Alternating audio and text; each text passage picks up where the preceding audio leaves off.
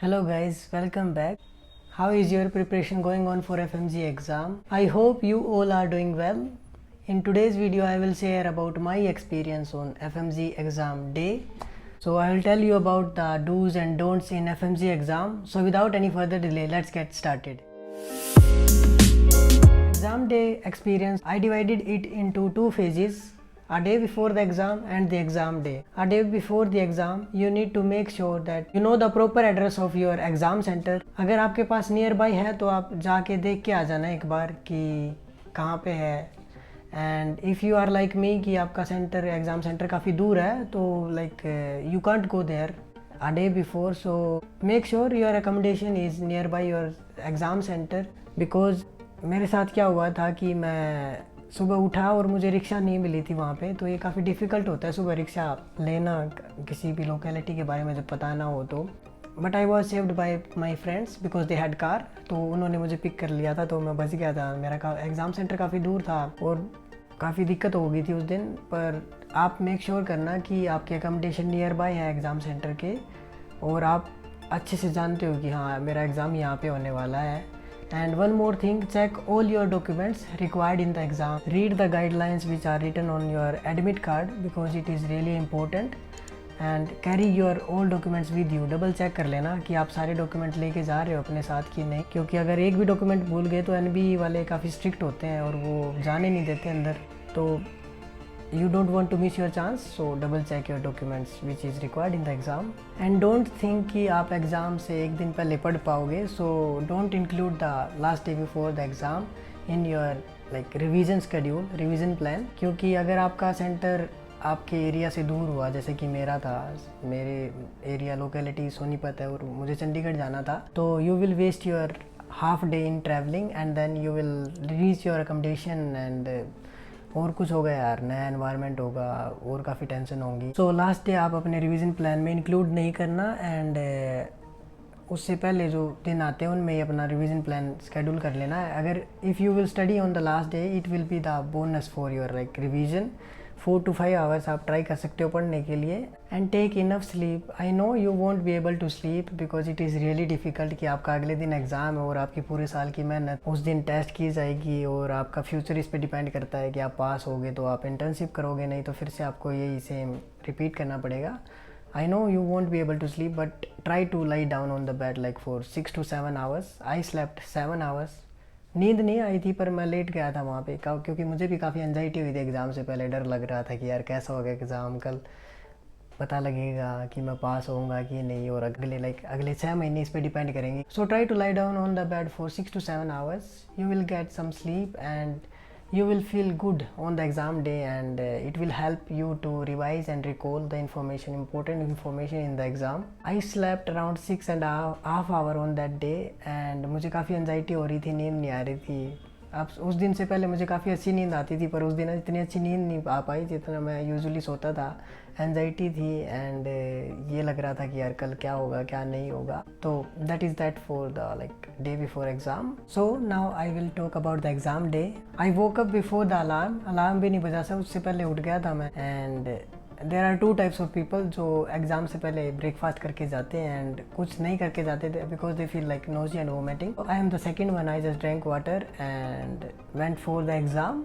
तो तुम लोग चूज़ कर लेना जैसा भी आपको अच्छा लगेगा. One more thing, check all your documents required in the exam once again that you are carrying all of them with you. I reached exam center 1.5 hour before and exam वाले दिन मैंने कुछ नहीं पढ़ा क्योंकि मैं उन स्टूडेंट्स में से आता हूँ कि जो सोचते हैं कि यार पूरा साल मेहनत की है, अब एक दिन में मैं क्या कुछ कर लूँगा. and I didn't study a word on that day. But if you want to study like one liners and the cancer classification then make out your plan. Plan बना लेना पहले कि मैंने ये पढ़ना है एग्ज़ाम वाले दिन, तो यू डोंट फील लाइक ये भी पढ़ लेता हूँ ये भी पढ़ लेता हूँ, ये मेरा वीक है ये मेरा वीक है. तो आपके सारे लाइक टॉपिक्स उस दिन आपको वीक ही लगेंगे कि कहीं कमी ना रह जाए. तो मेक योर प्लान कि आप वन लाइनर्स या कैंसर की क्लासिफिकेशन कौन सी पढ़ने वाले हो और वही पढ़ना उस दिन, कोई भी एक्स्ट्रा मत करना. And just relax and go for the exam. We stood in the line and entered in the exam centre. Entry के टाइम पे उन्होंने हमारा पासपोर्ट देखा, आधार कार्ड देखा and admit card. Aadhaar card पे आपकी क्लियर फ़ोटो होनी चाहिए थी. And they checked for like security check. जूते निकलवाए गए, सॉक्स भी निकलवाई गई एंड दे फुल्ली चेक कि कोई चीटिंग वगैरह तो नहीं कर रहा है, कोई डिवाइस तो नहीं लगाई। And then we entered the exam hall. In exam hall they like took our thumbprint photo and allotted us computer seats. तो उन्होंने हम सबको अलग अलग कंप्यूटर सीट पे भेज दिया नंबर वाइज। तो मैं अपनी सीट पे पहुंच गया था and I was like 50 minutes early. So I just put my head on the table and just tried not to think about the exam. It was really difficult and I like मेरी यूजुअली यही होता है, मुझे exam से पहले बहुत ज़्यादा एंजाइटी हो जाती है। I had like red face, so I just relaxed and put my head on the table. Then at 9 a.m. they gave us password and at 9 a.m. we like log in. तो हमने 9 बजे login किया और सभी ने एक साथ 9 बजे लॉगिन किया, क्योंकि एनबीए वाले काफ़ी स्ट्रिक्ट होते हैं तो पहले लॉगिन नहीं करने देते। After that I started my exam. And अगर एग्ज़ाम में ये बात ध्यान रखनी है, अगर आपके कई सारे क्वेश्चंस लगातार ठीक नहीं हो और आपको लगे कि यार कहाँ से आ गए ये क्वेश्चन, देन घबराना नहीं है यार, क्योंकि इजी क्वेश्चंस भी आएंगे and we only need 150 marks. Focus lose नहीं करना है अपना और पूरे फोकस के साथ एग्ज़ाम करना है, क्योंकि काफ़ी सारे डिफ़िकल्ट क्वेश्चंस भी आएंगे तो उन पे इतना ध्यान नहीं देना। तो जो ईजी क्वेश्चंस हैं उनको ठीक से करना है, आप सिली मिस्टेक से बचना है और फोकस रहना है। फर्स्ट पार्ट में pharma, PSM and forensic medicine, micro and pathology की ज़्यादा वेटेज थी, तो इन सब्जेक्ट्स पे ज़्यादा ध्यान देना। फर्स्ट पार्ट में इन्हीं से बहुत ज़्यादा क्वेश्चंस आए थे। अगर आपको किसी क्वेश्चन पे डाउट है then choose the first answer which came into your mind, क्योंकि वो 90% टाइम वही आंसर होता है। अगर आपने अच्छे से पढ़ा है, अच्छे से हार्ड वर्क किया है, तो वही जो सबकॉन्शियस माइंड में हमारा फर्स्ट आंसर आता है ना, वही आंसर होता है 90% of the time. And don't change your answers. अगर आपने जो चूज़ कर लिया उसको बार बार चेंज मत करना, क्योंकि जो भी चेंज करोगे वो गलत होता है। क्योंकि मेरे फ्रेंड्स ने बहुत ने बताया था मुझे कि उन्होंने बाद में इनकरेक्ट आंसर को चूज़ कर लिया था। So don't change your answer. अगर आप फिर भी आपको डाउट लग रहा है कुछ क्वेश्चन में, क्योंकि मुझे डाउट लग रहा था खुद, तो मैंने उन क्वेश्चंस को फ्लैग कर दिया था कि हाँ बाद में मैं आगे इनको चेंज कर सकता हूँ, बट मैंने चूज़ किया था उनके आंसर भी। Don't leave any question blank, क्योंकि अगर आपके पास ये बैकअप के रूप में काम करेगा। अगर if something is not going according to plan, आपके पास इनफ टाइम नहीं रहा चेंज करने के लिए, तो आपके पास एक बैकअप होगा कि हाँ सारे क्वेश्चंस को मैंने चूज़ किया है। तुक्का भी लग सकता है कोई, क्योंकि इसमें नेगेटिव मार्किंग तो होती नहीं है, तो मे भी तुक्का लग के मार्क्स आ जाएंगे। तो कोई भी आंसर ब्लैंक नहीं छोड़ना है। And one more thing, prep की तरह इंटरफेस होता है वहाँ पे, तो बस एक चेंज होता है कि वहाँ पे कोई भी चेंजेस करने के बाद आंसर में, अगर आपने पहले कोई आंसर लगाया फिर बाद में आप दूसरा चूज़ कर रहे हो, सेव बटन दबाना मत भूलना। सेव बटन दबाना बहुत ज़रूरी होता है आप कोई भी आंसर चूज़ कर रहे हो, because if you don't click on the save button it will B not saved, so your answer will not be registered. Save button दबाना मत भूलना। एंड सारे क्वेश्चंस के आंसर लगाते हुए चलना है, कोई भी ब्लैंक नहीं छोड़ना है। आजकल क्लिनिकल क्वेश्चंस, लेंथी क्वेश्चंस ज़्यादा आ रहे हैं, तो टाइम का ध्यान रखना। डोंट फील पैनिक अगर आपको किसी क्वेश्चन में ज़्यादा टाइम लग रहा है। अगर किसी क्वेश्चन में 2 मिनट लग रहे हैं, तो कई क्वेश्चन ऐसे भी आएंगे जिनमें आपको बस 30 सेकेंड्स लगेंगे, तो it will compensate. So don't be panic अगर कोई लेंथी क्वेश्चन आ जाए, उसको अच्छे से सोल्व करना है एंड टाइम का ध्यान रखना साथ के साथ कि ज़्यादा क्वेश्चन तो नहीं रह गए लास्ट में। तो फर्स्ट पार्ट कंप्लीट हुआ। I was with my friend, हम 2 का वहाँ पे सेंटर आया था। वैसे तो हमने काफ़ी सारे लोगों ने 4-5 लोगों ने वहाँ पे चंडीगढ़ में एग्ज़ाम सेंटर के लिए अप्लाई किया था, पर हम 2 का वहाँ पे सेंटर आया था, क्योंकि हम सब ने सोचा था कि एक ही एग्ज़ाम सेंटर आता है चंडीगढ़ में तो हम सबका साथ में आ जाएगा। पर उस टाइम पे उन्होंने 2 एग्ज़ाम सेंटर कर दिए थे, तो मेरे 3 फ्रेंड्स का दूसरे सेंटर पे आया था और हम 2 का एक पे आया था। तो we came out from the exam first part completion के बाद, एंड वी ऑलरेडी डिस्कस्ड कि हम एग्ज़ाम जो फर्स्ट पार्ट कंप्लीट होगा उसके बाहर आने के बाद हम डिस्कस नहीं करेंगे कोई भी question. But it was easy, I felt good कि हाँ अच्छे से गया है एग्ज़ाम।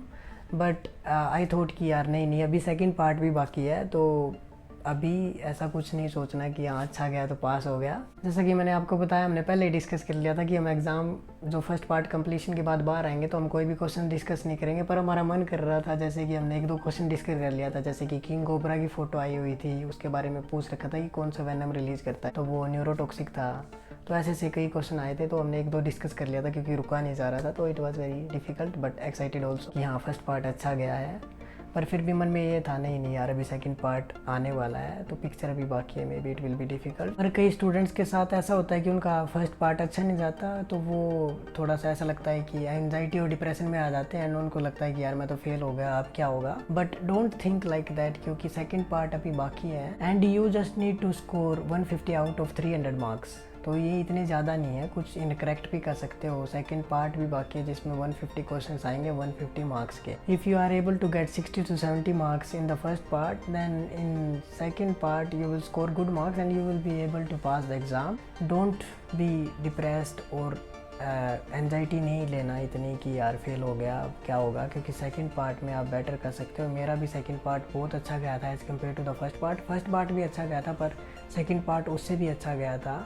आई न्यू कि मेरे 100+ आएंगे सेकंड पार्ट में, तो वो टाइम से पहले भी हो गया था मेरा सेकंड पार्ट। तो आपको फर्स्ट पार्ट के पास ऐसे ही जाना है, गुड मूड के साथ, मोटिवेशन के साथ कि मैं ये एग्ज़ाम क्रैक करके ही रहूँगा and no one is going to stop me. तो अच्छे मूड के साथ जाना, फोकस के साथ जाना सेकंड पार्ट में, क्योंकि you need to fight the whole battle and after the battle like in the end you will get to know the results. In between you can't decide like कौन सी side जाऊँगा, मैं पास होऊंगा या fail होऊंगा। तो पूरी फाइट लड़नी है यार लास्ट तक, होप नहीं छोड़नी है, मोटिवेशन के साथ, फोकस के साथ अच्छे से एग्ज़ाम को अटैम्प्ट करना है। सेकंड पार्ट में ही सेम प्रोसीजर हुआ था चेकिंग का, सिक्योरिटी का, एंड इन सेकंड पार्ट हमें दूसरी कंप्यूटर सीट पे बैठाया गया था। फर्स्ट पार्ट में अलग कंप्यूटर सीट थी जो हमारी सीट थी, और सेकंड पार्ट में अलग सीट थी, तो वो उन्होंने चेंज कर दिया था। ट्रिकी थे वो, NBA वाले काफ़ी होशियार हैं यार, अगर कोई चीटिंग का चांस बनता है तो किसी का। आफ्टर द फर्स्ट पार्ट मैं और मेरी दोस्त वहाँ पे बाहर वेट कर रहे थे हमारे दोस्तों का कि वो आएंगे, अभी ब्रेक हुआ है तो खाना पीना कुछ खाएंगे, पर वो जाके सो गए, वो आए नहीं उस दिन। तो हमने थोड़ी देर वेट किया, फिर हम वहाँ पे कॉफ़ी शॉप थी तो हम कॉफ़ी शॉप में गए कॉफ़ी पीने के लिए हम दोनों। मेरे पास 500 रुपये बचे हुए थे कैश में, वैसे कार्ड था। उस टाइम पे मैंने अपनी लाइफ की सबसे महंगी कॉफ़ी पी यार, वो शायद 2 कप्स 450 के आए थे, 420, आई डोंट रिमेंबर दैट। तो वो काफ़ी महंगी कॉफ़ी आई थी, पर मैं बहुत खुश था उस टाइम पे कि यार फर्स्ट पार्ट अच्छा गया है तो कोई बात नहीं, ले लेते हैं यार। और कोई ऑप्शन भी नहीं था वहाँ पे, कोई और शॉप वगैरह भी नहीं थी, कुछ खाने पीने का सामान ले ले। तो ब्रेक में मैंने कॉफ़ी पी और फिर सेकंड पार्ट में मैं गया था। As I told you guys कि मेरा सेकंड पार्ट बहुत अच्छा गया था। आई वॉज श्योर कि मेरे 100+ आएंगे सेकंड पार्ट में। I came out of the exam centre and I was sure कि ये एग्ज़ाम तो मैं पास ही हो जाऊँगा। And my friends are also talking about me कि हाँ आशीष तो यार पास ही हो जाएगा, क्योंकि मैंने उनके साथ एग्ज़ाम प्रिपरेशन के दौरान वो क्वेश्चन डिस्कस किए थे जो एग्ज़ाम में आए हुए थे, and it was from the past year questions. So don't forget to do the past year questions. तो वो काफ़ी सारे आते हैं एग्ज़ाम में, उनसे रिलेटेड क्वेश्चंस, सेम नहीं उनसे related questions. So don't forget to do the past year questions, it will help you guys to pass the exam. So my friends are telling कि आशीष तो पास ही है यार, इसी बेस पे कि मैंने उनके साथ वो क्वेश्चन डिस्कस किए थे तो एग्ज़ाम में आए हुए थे, and they are from the past year exam. I never forget that feeling कि एग्ज़ाम का रिजल्ट आने से पहले आपको पता होता है कि मैं पास हूँ इस एग्ज़ाम में। तो ये काफ़ी अच्छी फीलिंग थी कि रिजल्ट आने से पहले ही पता था मुझे कि पास हो जाऊंगा यार, तो इतनी टेंशन वाली बात नहीं थी। So do hard work, believe in your self and stay positive. I hope this video helped you guys to clear your doubt about the exam, but if you have some other queries about the exam day or related to the exam, you can comment down below or DM me on the Instagram. And don't forget to subscribe my channel because it is really difficult कि internship भी साथ में चल रहा है और videos भी बना रहा हूँ, क्योंकि काफ़ी हेक्टिक ड्यूटी चल रही है, मेरी मेडिसिन की पोस्टिंग आ गई है। तो सब्सक्राइब करना मत भूलना, काफ़ी सारा हार्ड वर्क लगता है इसमें भी। Thanks for watching, see you in the next one, piece.